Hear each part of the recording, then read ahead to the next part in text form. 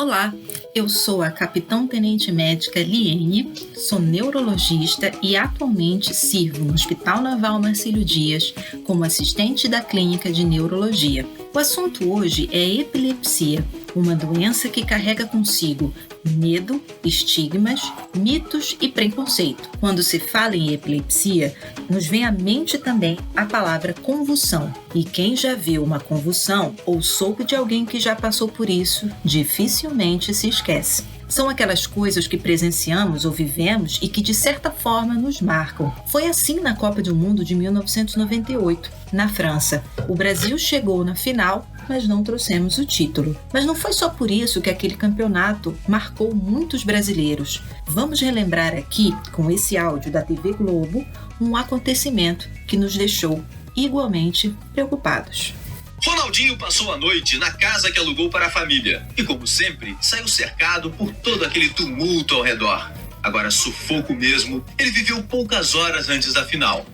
Tudo aconteceu aqui, no apartamento 290. Ronaldinho e Roberto Carlos, companheiros de quarto, descansavam depois do almoço, como todos os dias. Ronaldinho folheava uma revista masculina enquanto conversava sonolento.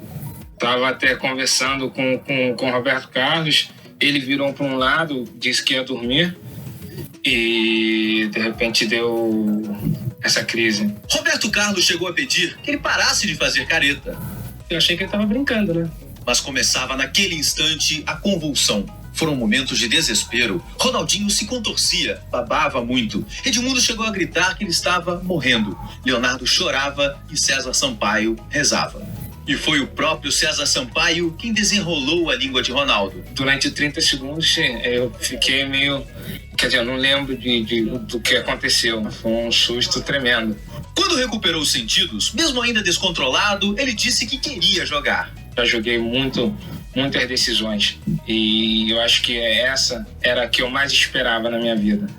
E não ia amarelar numa partida como essa. Como eu vi alguns jornalistas escrevendo que eu amarelei. Do hotel, Ronaldinho foi levado às pressas pelos médicos da seleção a uma clínica em Paris. Fez exame cardiológico e neurológico. Fez tomografia computadorizada, ressonância, eletrocefalograma, eletrocardiograma e, felizmente, tudo normal. E chegou a essa conclusão que ele teve essa crise devido ao estresse emocional. A reportagem nos mostrou o que se pode descrever como uma convulsão, uma crise, que também chamamos de crise epilética. A gente pode perceber que aquele foi um momento de verdadeiro desespero dos colegas de Ronaldinho. De repente, um rapaz jovem, atleta, sem doença conhecida, se contorcia, babava muito e enrolava a língua. E isso durou cerca de 30 segundos. Roberto Carlos, vendo o rosto contorcido de Ronaldinho, achava que era uma brincadeira. Uma risada muito forte e dizia para ele parar. Edmundo gritou achando que ele estava morrendo e Leonardo chorava. César Sampaio rezava. Na sequência, Ronaldinho fala que não se lembra muito bem do que aconteceu. Ele foi levado para um hospital, fez exames e estava tudo normal. Essa situação vivida por aqueles jogadores exemplifica como alguém se sente quando vê outra pessoa tendo uma crise epilética. Mas compreendendo um pouco sobre isso, nós poderemos ajudar melhor uma pessoa ou familiar que passe por essa situação. Primeiro, convulsão é o mesmo que epilepsia? A resposta é não. Nós podemos chamar de convulsão uma crise epilética ou somente crise. A convulsão acontece porque, momentaneamente, o cérebro apresenta uma desorganização na sua atividade elétrica. Atividade elétrica, cérebro, desorganização, como assim?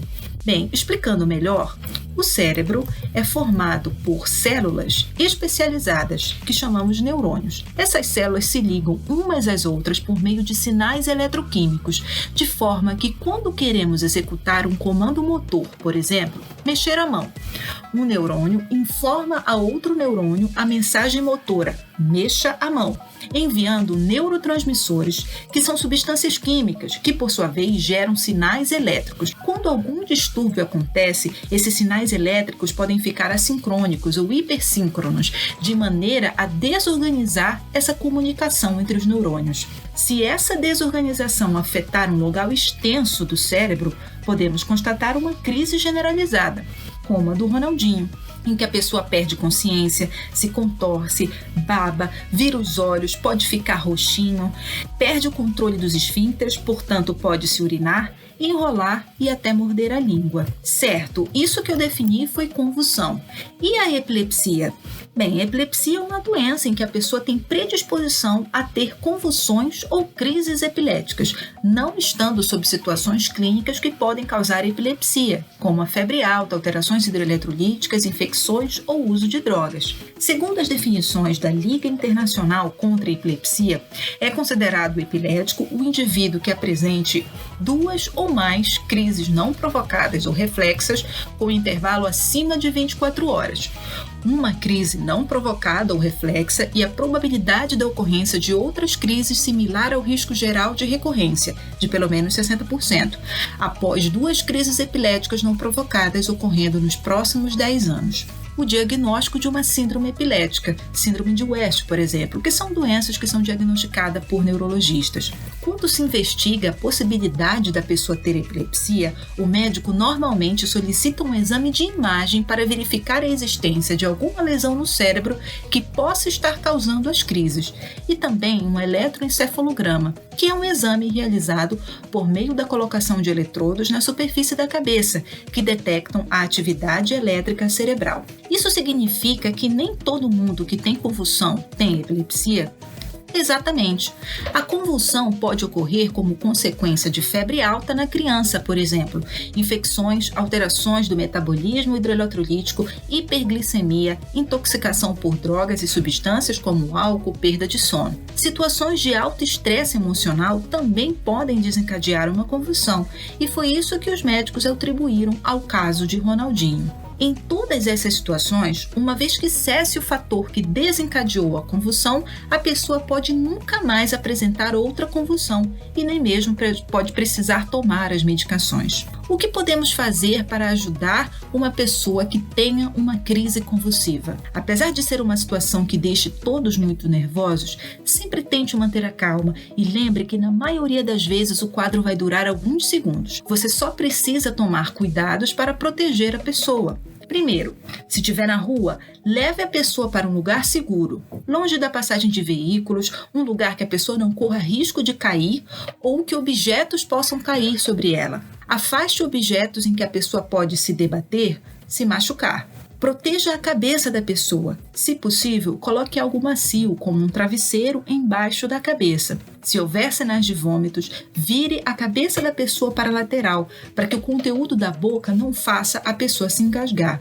Na convulsão de Ronaldinho, César Sampaio tentou desenrolar a língua, mas eu não recomendaria isso. Às vezes, a pessoa pode apresentar uma contração muito forte na mandíbula e machucar a sua mão. Não é necessário nenhum cuidado quanto a isso, apenas espere a crise passar. Caso a crise dure no máximo 5 minutos e se você souber que a pessoa é epilética, não é preciso levar a pessoa no hospital. Apenas acalme e ofereça ajuda para essa pessoa chegar em casa.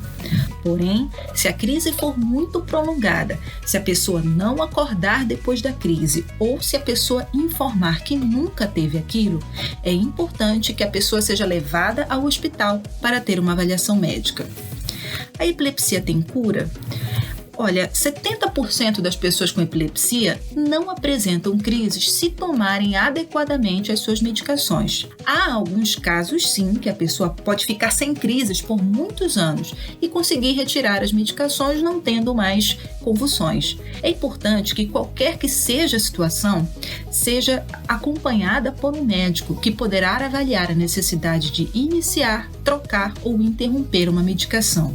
Hoje, existe um grande arsenal de medicações de fácil administração, com poucos efeitos colaterais e que proporcionam à pessoa com epilepsia uma vida normal. As pessoas com epilepsia não têm doença mental, não sofrem de uma doença contagiosa, basta seguir o tratamento e o seu acompanhamento. E quanto ao Covid-19, as pessoas com epilepsia apresentam um risco aumentado? Até o momento, não há evidências que sugerem que a epilepsia confira um risco aumentado para infecção do coronavírus ou que possam desenvolver formas graves. É possível que pessoas que tenham crises epiléticas desencadeadas por febre apresentem um risco aumentado de ter crises. Em todo caso, a gente enfatiza a necessidade dos cuidados para evitar infecções, como o uso de máscaras, o distanciamento social e a higiene frequente das mãos. Quem tem epilepsia pode tomar as vacinas da Covid-19? Até o atual momento, não existem relatos de que